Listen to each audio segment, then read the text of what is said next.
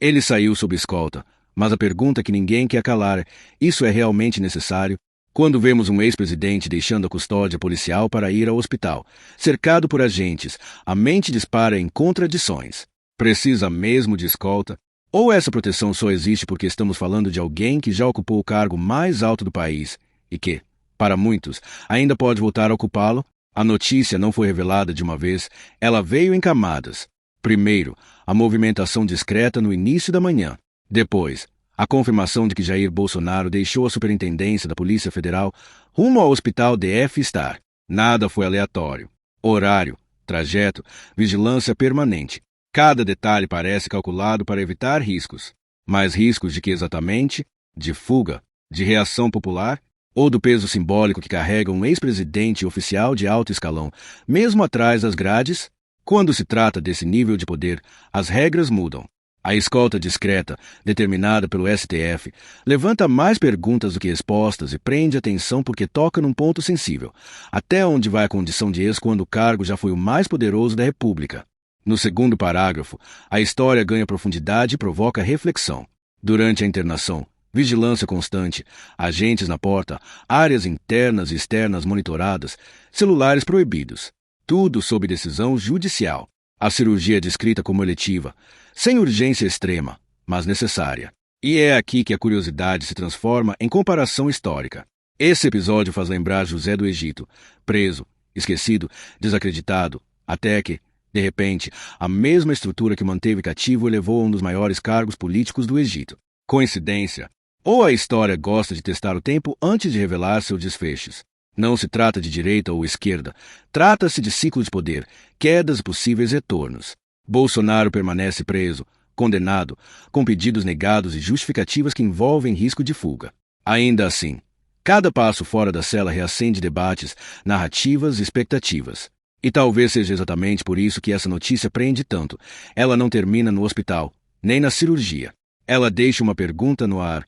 O que vem depois? E enquanto muitos acreditam que a história já está escrita, os bastidores mostram que nada é tão simples quanto parece. A autorização para sair da custódia, mesmo que temporária e altamente vigiada, reacende discussões silenciosas nos corredores do poder. Se não a urgência médica extrema, por que tanto cuidado? Por que tantas restrições? A narrativa oficial fala em segurança, mas a leitura paralela sugere algo maior. A preservação de um símbolo político que, mesmo condenado, continua mobilizando atenções, tensões e expectativas. A decisão de negar a prisão domiciliar, baseada em possíveis tentativas de fuga, adiciona mais uma camada de suspense. Ao mesmo tempo, o deslocamento controlado revela que o Estado não abre mão de nenhum detalhe quando lida com figuras que marcaram a história recente do país. Assim como José do Egito não teve sua trajetória encerrada na prisão, este episódio deixa claro que o enredo ainda está longe do capítulo final. Cada exame, cada decisão judicial, cada palavra escrita em despachos oficiais funciona como pistas de algo maior sendo construído lentamente, longe dos holofotes diretos, mas muito próximo do centro do poder. Se essa história é de queda definitiva ou de uma reviravolta inesperada, só o tempo vai revelar. Quando a história de José do Egito é colocada lado a lado com o momento atual, o paralelo ganha força e inquieta até os mais céticos. José foi traído pelos próprios irmãos, lançado numa cova, vendido como escravo e depois preso injustamente. Aos olhos humanos, tudo indicava fracasso definitivo. Mas o texto bíblico deixa claro que, mesmo na prisão, José prosperava porque o Deus de Abraão estava com ele. Não foi a cela que definiu seu destino, foi o tempo. Anos depois, aqueles que o desprezaram não conseguiram compreender como o mesmo homem esquecido se tornou a autoridade máxima abaixo de Faraó. Essa lógica atravessa séculos e reaparece em cenários modernos. No caso de Bolsonaro, a prisão não encerra a narrativa, apenas a pausa. O silêncio, a vigilância e o isolamento não anulam o capital simbólico que ele carrega.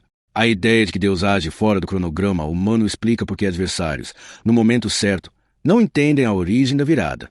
Assim como José governou aqueles que antes o condenaram, a vitória que se constrói no invisível costuma confundir quem observa apenas o presente. A história mostra, quando o tempo se cumpre, a explicação não convence, apenas surpreende. Obrigado por acompanhar até o fim.